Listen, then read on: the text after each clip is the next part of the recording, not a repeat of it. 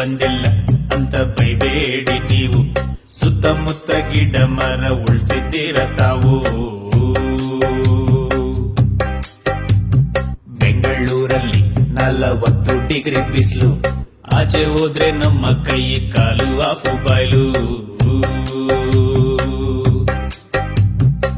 ಊರ್ ತುಂಬಾ ಇದ್ದ ಮರ ಒಟ್ಟೊಟ್ಟಿಗೆ ಕಡಿದು ಹಾಕಿ ಪರಿಸರ ನಾಶ ಮಾಡಿಲ್ವಾ?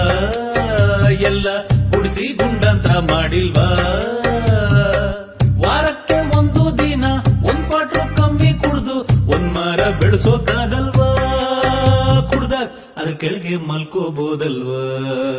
ನಾವು ಮರ ಬೆಳೆಸಬೇಕು, ಪರಿಸರ ಉಳಿಸಬೇಕು.